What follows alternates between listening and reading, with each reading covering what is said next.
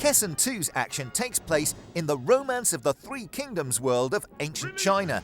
So while the setting has changed from the original game, the gameplay is largely the same, but with triple the number of battles and a much more epic story.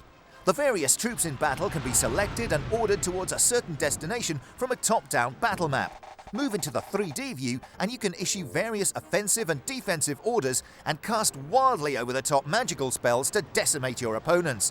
There's also a smattering of real-time combat that plays like a less frenzied version of Dynasty Warriors.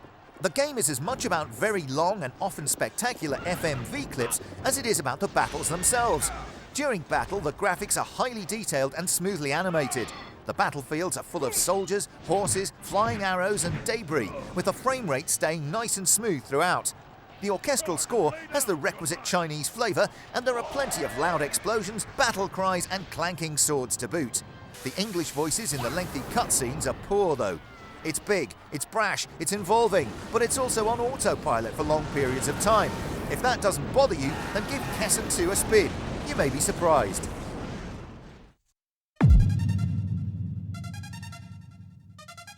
Never a company to leave a good idea unexploited, EA has delivered another loud, brash, stunt-based racing game on its big label. Of course, the real king of the hill on that label is SSX Tricky, but Sled Storm 2 stands up well next to the pack leader.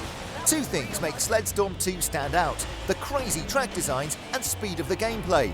These motorised sleds move really fast, and clever use of a wide-angle view exaggerates and accentuates the feeling of speed. With the weight at the back, they handle a lot differently from a motorbike or even snowboard, so cornering is a whole new skill.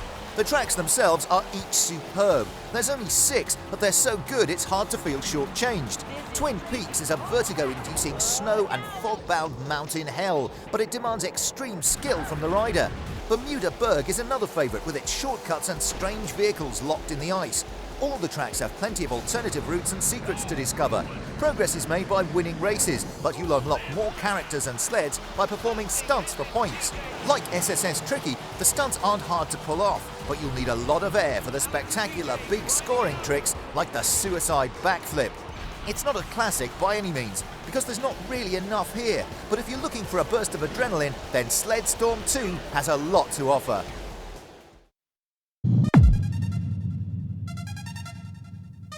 Prepare to get deep in the conspiracy and think on your feet in this immersive, futuristic thriller. Players take on the role of J.C. Denton, rookie agent of the UN Anti-Terrorist Coalition. He begins the game assigned to investigate terrorist activity in New York, but soon paranoia and fear abound. Although it plays like a first-person shooter such as Quake or Half-Life, Deus Ex also has character-building elements like an RPG. You must pick skills and then use nanotechnology to improve your character further. Your actions affect how the game responds. Go around blazing firepower and you'll get little access to the information that's a key part to playing the game. Also, there are always multiple solutions to a problem or obstacle. Should you go in gung-ho or sneak around the back? Choices, choices. Expect to have to cope with the difference in styles and be prepared to change techniques to survive. The later levels will place you against some really monstrous devices and enemies, so you need to think on your feet. This game has a very neat control method, and the analog sticks are a very easy thing to work with. You don't need separate buttons to creep, walk or run. It's all in the pressure you apply to the sticks. Deus Ex is a game you need to spend some time with, but once you get going you won't want to put it down. It's designed to let the player do what he wants, and it seems to succeed. This is about letting the gamer actually play in created environments and scenarios without pre-scripted or pre-planned routes or methods. And we love it.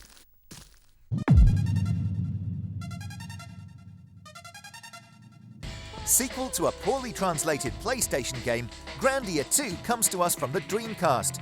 Your character is Ryudo, a geohound, so he takes jobs from whoever's willing to pay for his services, and always gets the job done.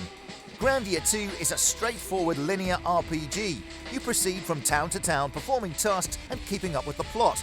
Just like the first game, there are no random battles here. You can see enemies in the field and can run or stand and fight at your leisure.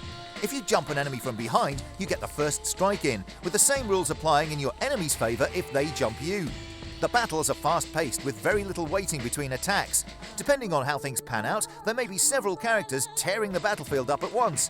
You can opt for either a single heavy hit that may delay an opponent's turn, or a combo of blows which does more damage. The battles are fast and furious, and are generally more enjoyable than the battles in any other RPG. On the flip side, Grandia II is a very easy game for the most part, and you shouldn't have too much trouble with the majority of enemies you encounter. Graphically though, this conversion looks rushed. Added to this is a truly lousy PAL conversion, with borders as thick as your arm, and even more flickering and slowdown as a direct result.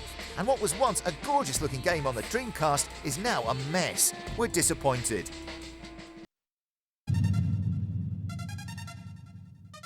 We're glad the Dreamcast is dead, because it means that the PS2 gets a seriously hard-hitting, muscle-flexing fighter all of its own. No bright lights and big boobs here, just rock-hard fighting action.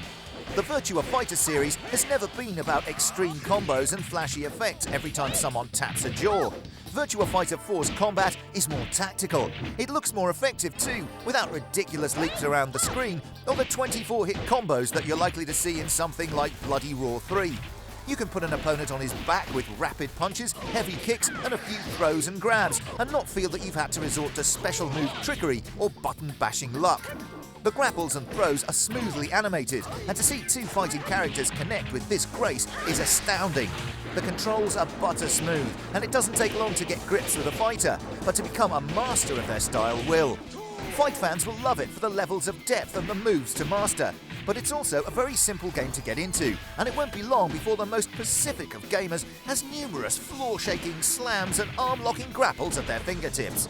The modes are standard fare for a fighting game, and you'll be able to feel the difference between difficulty modes. You can mess with the timer and energy bars, which is fun for some two-player fisting sessions. Of course, Virtua Fighter 4 is in its element as a two-player and six-pack game. It's a great fighting game, and so far the best fighting game on the PlayStation 2. Virtua Fighter 4 is a near-perfect head-to-head brawler.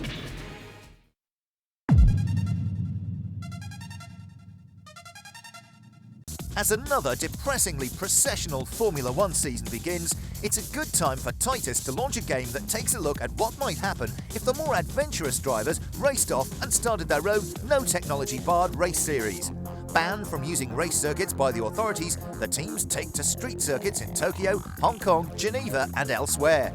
Free from the rules, the cars make use of all kinds of up-to-the-minute technology, including variable geometry aerofoils, air brakes and even ion engines. There are 7 cars to unlock beyond the initial handful available. Underneath all the fancy cars, there's an extremely solid, playable and fun racing game too. The game feels very quick and the races are tight, with the lead changing frequently and the championships are always wide open. Even if you end up at the back of the pack, it's always worth trying for points, which hold the interest for all skill levels. The opponents are very reactive to aggression, and they don't just race on one line as they do in GT3 for example. When there's a crash, and there'll be plenty, they're wonderfully spectacular, with debris scattered around the track.